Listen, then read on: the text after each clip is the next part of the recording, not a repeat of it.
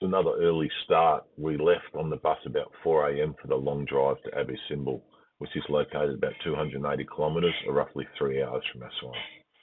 The journey takes you south across the Libyan desert, where the landscape is dominated by endless stretches of sand, offering little more than vast emptiness. It's a well-worn path for tour buses, and we saw plenty of them along the way. About 1.5 hours into the drive, we made a pit stop at what they call a roadhouse. I use the term very loosely. It's more like a mud brick shack with rundown toilets and a makeshift cafe in the corner offering instant Nescafe.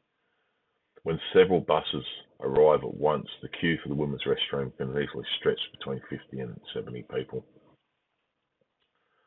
Abu Simbel was originally located where Lake Nasser now sits and was relocated during the construction of the High Aswan Dam in the 60s. Our guide explained the incredible efforts involved in moving the entire site in the video that follows. We're now probably as far south as you can reasonably go in Egypt. It's only about 100 kilometres from the Sudanese border and very close to the Nubian desert. The temple is seriously impressive.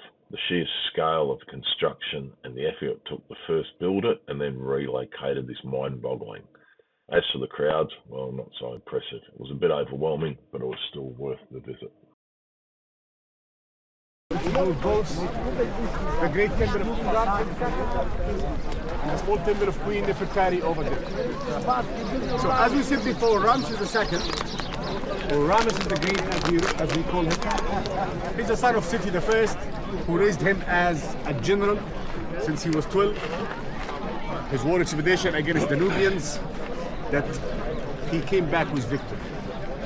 So when he was 12, he had victory against the Nubians. And this idea stayed in his mind, that his father kept sending war expeditions to the south to secure the borders against the Nubians. When he had become the pharaoh, he started to think differently. He started to think, instead of just keep sending war expeditions to secure those borders, why I don't just go with a big war expedition, invade Nubia and start to build temples during the Nubian land and control the Nubians through the temples as we do in all over Egypt. So this is the reason why Ramses II came here. We are now 700 kilometers south from the capital of Ramses II, Luxor City. So this is why he came 700 kilometers south and started not just those two, from Aswan, where we came in the morning, all the way to Sudan. In total, in this area we call the Nubian Desert, in total there is 19 temples. The last three goes inside, actually now, inside the Sudanese border. So 7 out of those 19 is Ramesses II. One of his successors, Ramesses III, did the same thing. When the Greco-Roman era came, they understood the same concept of Ramses II, and they kept adding also in this area so they can control the population. So this is why we have all of those 19 temples spread all over the desert, the Nubian desert. Then, 1960, Egypt decided to build the High Dam. The High Dam is going to create this, the largest man-made lake in the world, Lake Nasser. 5,000 square kilometers of water with the depth of 184 meters deep. Because of the lake, all of the monuments of the Nubian deserts was in danger to be submerged under the rising level water of the lake, including those two. The whole 19 temples were in danger to be submerged. So this is when the UNESCO organized an international expedition. 50 nations came to rescue those monuments. But the big challenge is here. Because the rest of the temples around the desert is like Karnak or Luxor or Philae, constructions that you can see and understand and study and disassemble and reassemble in another location. Still a big job, but you can do it.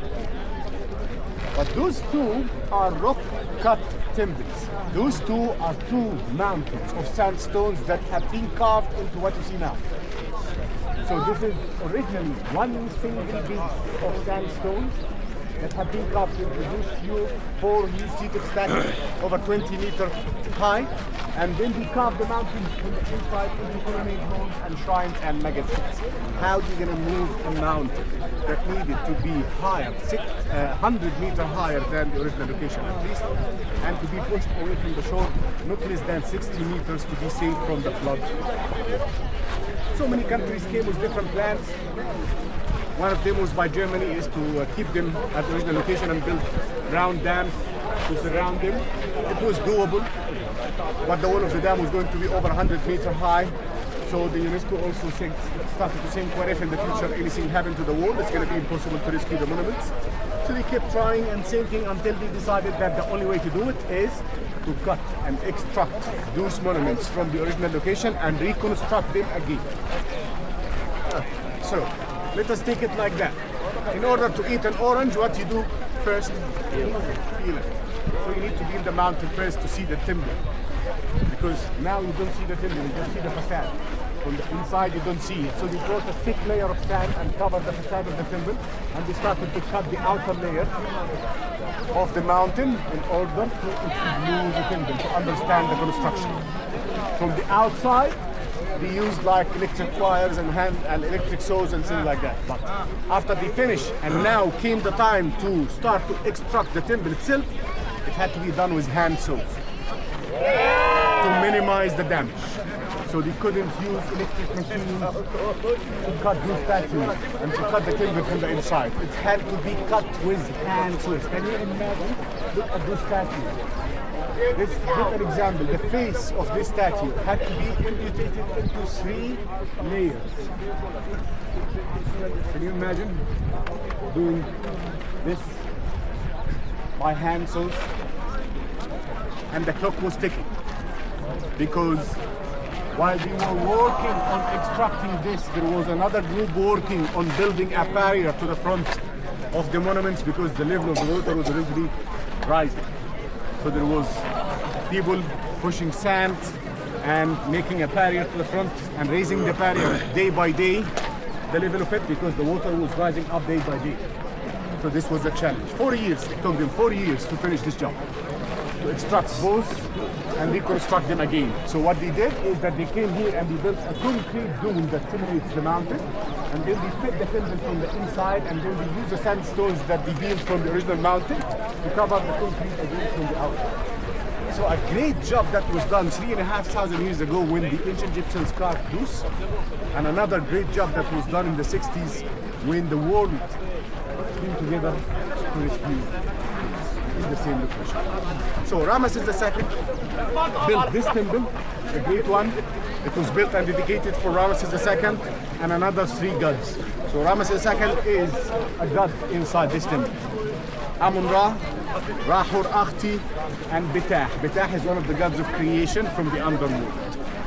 The small temple was built and dedicated for the chief and the beloved wife, Queen Nefertari, the chief and the beloved wife of King Ramses II. At the facade, the statues that you're going to see over there, 3 on each side, of Ramses II and Amun-Ra and Nefertari stands in the middle. Inside, they started to liken Nefertari to Hathor. So Nefertari was worshipped there as Hathor. All the scenes over there is going to be the king and the queen displaying themselves as gods, receiving offerings, all giving the offerings to the gods during the war time. As when it comes to this temple here, you see the 4 huge seated statues, Ramses II. The small figures around is some of his favorite daughters. The statue in the middle is the falcon head. This is Ra-Hor-Akhti, one of the gods of the temple. But if you look all the way up to the top, you see the baboons. This type of baboons, they get irritated and know it from bright lights. So with the sunrise, the light irritates them, so they just jump and yell in a very loud voice. But the ancient Egyptians took this as a way of celebrating the sunrise. Because each sunrise for the ancient Egyptians means a new life. And those ones, when they see the sunrise, they just jump and yell in a very loud voice. So they call them the yelling baboons. So this is why they are sitting up there waiting for the sunrise to celebrate, jump and yell and celebrate the sunrise. Then you enter the temple to see the first colonnade hall, where you're going to see statues of Ramses II standing as Osiris, posing as a god. Behind those statues, the walls is going to be covered with war scenes. So the first colonnade hall of this temple is going to be Ramses II bragging about his wars. Especially the one that he had against the Hittites, Syria and Lebanon nowadays. This one ended by a peace treaty that lasted for over 25 years, and he got married from the daughter of the king of the Hittites back then, and came back with victory plus peace that lasted for 25 years. So he was so proud about this wall, and he kept decorating all the walls of those temples that he built with scenes from the Kurdish war. One of them is the most famous scene of him on his chariot, riding the chariot and shooting arrows against the enemies. So the first colonnade hall is going to be all those war scenes. The second one is going to be Ramses II in his relation with the gods as a king, or receiving the offerings as a god. Then you reach to the inside, where is the shrine of this temple. You see 4 seated statues of the 4 gods of this temple. And there is a unique thing that happens in this temple twice a year. 20th October, 20th February, this used to be at the original locations, down under the water. When they moved the temples up here, it shifted 2 days, 22nd of February and the 22nd of October. What happens during those days? When the sun rises, the sun rays infiltrate through the main axis of the temple, like a focused light that travels through the temple all the way through to light up the faces of the statues inside the shrine. But it only lights up 3 faces out of 4. Ramses II, Amun-Ra, Ra-Hor-Akhti. Betah is one of the gods of creation of the underworld. He comes from the kingdom of darkness. He's not supposed to see the sun. So the sun never touches his face when it goes inside the shrine. Remember when we were talking about the goddess Sishat, the one who's responsible to do the math, the calculations, the stars, everything, to put the temples in locations to do things like this. So 22nd of February now and the 22nd of October, they are trying to say that those dates is the birth date and the coronation date of King Ramses II, but still there is no hard proof behind this. So this is what you see at the wall of this temple. And over there, as we said, you see both the king and the queen in them relation with the gods, giving offerings as kings or receiving offerings as gods. So Habibi, now you can explore both, and then back exit cafeteria to the right from the exit. For the golf carts, you're gonna find it same location. You see this cafeteria here? If you just walk there after you finish the small temple and wait, you jump back in golf carts. Good? Good. So the bus should leave like 11 o'clock. So everyone should be on board the bus 11 o'clock. So let's say if we are by 10 to 11 walking out from the cafeteria. So let's say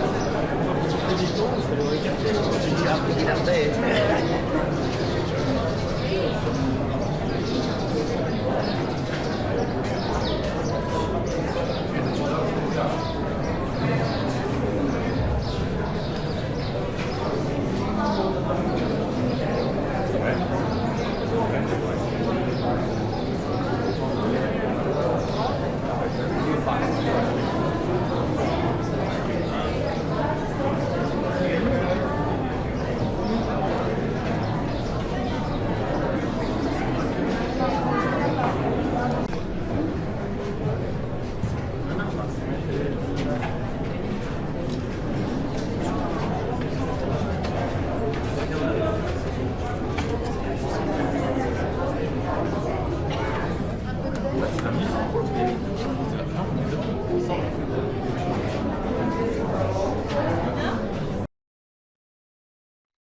people have asked me how I manage to remember each day events.